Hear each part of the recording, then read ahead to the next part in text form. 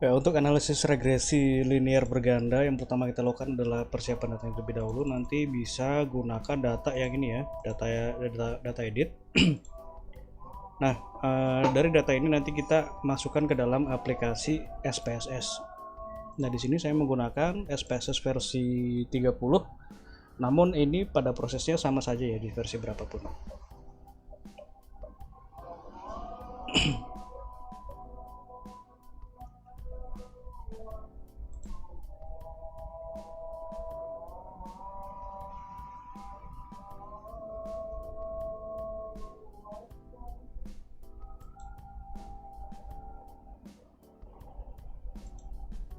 Nah, seperti ini. Kita masuk ke variable view. Nah, ini ya, kita copy dulu ini kode dari namanya. Kemudian kita paste di name. Selanjutnya kita masukkan keterangan dari nama tersebut. Seperti ini, copy, kita paste di label. Nah, seperti ini, kita masuk ke data view. Kemudian kita kopikan ini. Kita paste di sini. Nah, ini data sudah bisa kita lakukan analisis. Jadi yang pertama kita lakukan, karena ini ada deskriptif ya, saya tambah ke deskriptif. Kita uji deskriptifnya terlebih dahulu, kemudian untuk asumsi klasik dan regresi nanti dilakukan secara bersamaan. Oke, seperti ini caranya. Analyze, deskriptif statistik. Kita pilih menu deskriptif. Nah, ini kita masukkan seluruhnya ke sini ya. Nah, seperti ini, kemudian kita oke. Nah, ini adalah output dari analisis deskriptifnya. Kemudian untuk asumsi klasik dan regresi linear berganda, caranya seperti ini. Analyze, kemudian regression. Kita pilih linear. Nah, kita masukkan Y, yang ini ya, ROA ke dependent. Kemudian X1 sampai dengan X4, kita masukkan ke independent. Selanjutnya kita klik statistik. Kita centang di sini ini ya, collinearity diagnostic dan Durbin Western. Continue. Plot. Kita masukkan Z-rate ke X, kemudian S-rate ke Y.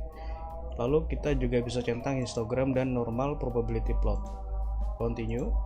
Kemudian klik save. Nah, kita centang di sini unstandardized yang ini ya, residual unstandardized. Continue lalu klik OK. Nah, seperti ini untuk hasilnya. Nanti kita interpretasikan, kita selesaikan dulu ya untuk analisisnya. Selanjutnya setelah seperti ini kita uji normalitasnya. Jadi normalitas itu yang diuji ini ya, res 1 ini atau residualnya. Analyze, kemudian non parametric test, legacy dialog. Nah, kita pilih ini 1 sampel KS. Nah, kita masukkan unstandardized ke sini ke test variable lalu klik OK. Nah, ini adalah hasil normalitasnya. Kemudian untuk heteroskedastisitas, jadi kita rubah dulu residual ini menjadi absolute residual. Caranya seperti ini. Klik transform, kemudian compute variable. Target variable kita ketik di sini abs underscore s. Selanjutnya kita pindahkan kursor ke sini ya. Kita klik. Nah, seperti ini. Kemudian kita double klik di abs. Kita double klik di sini unstandardized, double klik lalu klik OK. Nah, akan muncul satu variabel baru yaitu ABS res. Nah, ini yang akan kita uji ya. Nah, untuk pengujiannya caranya analyze, regression, linear. Nah, ini kita reset dulu, reset, kemudian kita masukkan X1 sampai X4 ke sini ya, seperti ini. Kemudian ABS res kita masukkan ke dependent, lalu kita klik OK. Jadi ini tidak usah kita klik optionnya ya, karena ini yang digunakan hanya untuk melihat heteroskedastisitas saja. Oke. Nah, ini adalah hasil dari heteroskedastisitas. Supaya tidak tertukar dengan regresi yang di atas, kita double klik, kita beri nama.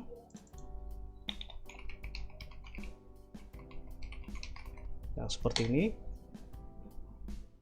Nah, seperti ini ya. Ini heteroskedastisitasnya. Nah, lalu ini bisa kita interpretasikan.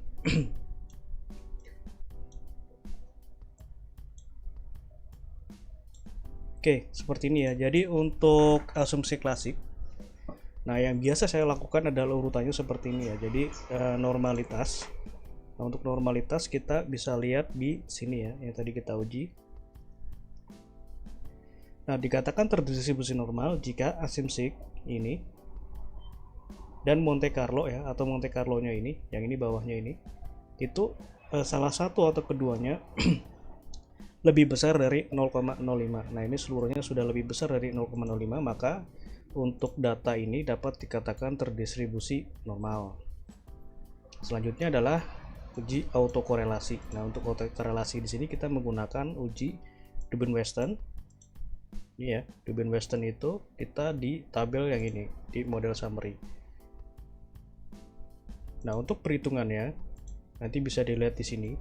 Ini sudah saya sertakan juga ya untuk tabel Dubin-Westonnya.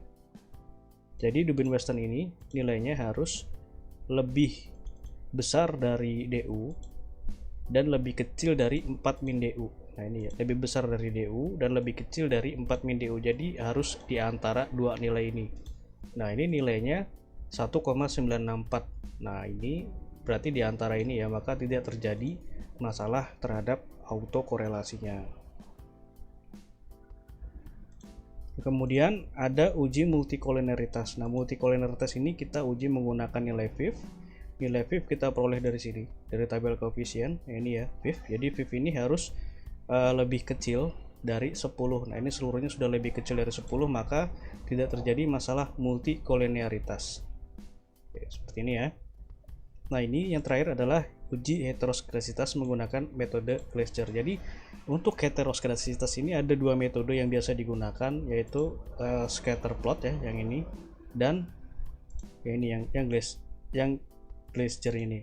Namun lebih baik yang ini ya, karena untuk scatter plot seperti ini bisa bias karena setiap orang bisa memiliki interpretasi yang berbeda. Namun ketika sudah menggunakan nilai sig seperti ini, maka pandangannya akan sama. Nah, dikatakan tidak terjadi masalah heteroskedasitas jika nilai sig-nya ini lebih besar dari 0,05. Nah, ini seluruhnya sudah lebih besar dari 0,5, maka di sini tidak terjadi masalah untuk heteroskedasitasnya. Jadi sampai tahap ini bisa disimpulkan bahwa seluruh pengujian asumsi klasik telah memenuhi kriteria, maka dapat digunakan untuk pengujian regresi berganda. Nah, seperti ini. Jadi regresi berganda ini ada 3 uji ya, yaitu uji koefisien determinasi atau R-square, kemudian ada F simultan, dan uji T parsial. Nah, untuk R-square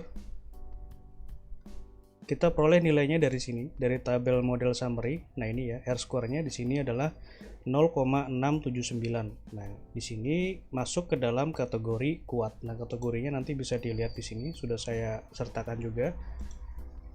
Di sini menunjukkan bahwa variabel ini ya, ESG sampai dengan GOF seluruhnya memiliki pengaruh sebesar 67,9%. Nah, dan sisanya 32,1 dipengaruhi oleh variabel lain di luar dari model penelitian ini. Seperti itu. Kemudian untuk F simultan, nah F simultan ini menguji apakah pengaruhnya itu signifikan atau tidak ya, secara simultan atau secara bersama-sama. Kita peroleh dari tabel ANOVA yang ini ya. Nah, ini sig-nya, jadi dikatakan signifikan jika sig-nya itu lebih kecil dari 0,05. Nah, ini lebih kecil artinya adalah seluruh variabel ini ya memiliki pengaruh yang signifikan terhadap ROA. Nah, yang terakhir di sini adalah uji T parsial. Nah, T parsial kita peroleh nilainya dari sini, dari tabel koefisien ya. Nah, ini. Nah, kita lihat di sini ada dua nilai yang kita perhatikan, yaitu unstandardized B, atau di sini kita interpretasikan sebagai koefisien regresi yang beta ini ya, yang B, dan nilai sig-nya. Nah, ini ya. Jadi ini dan ini. Nah, untuk pengujian ini, koefisien regresi ini menunjukkan apakah pengaruhnya itu positif atau negatif. Kemudian untuk sig menunjukkan apakah pengaruhnya itu signifikan atau tidak. Nah, kita lihat di sini contohnya ya. Jadi ISG terhadap ROA memiliki pengaruh negatif signifikan. Artinya adalah ketika nilai ISG ini semakin turun, maka nilai ROA akan semakin naik. Kemudian untuk ENV memiliki pengaruh positif signifikan. Nah, di sini menunjukkan bahwa Semakin tinggi nilai INV, maka akan menaikkan nilai ROA, dan seperti itu seterusnya. Oke, seperti itu untuk pengujiannya. Jika ada yang nanti kurang jelas bisa ditanyakan. Terima kasih.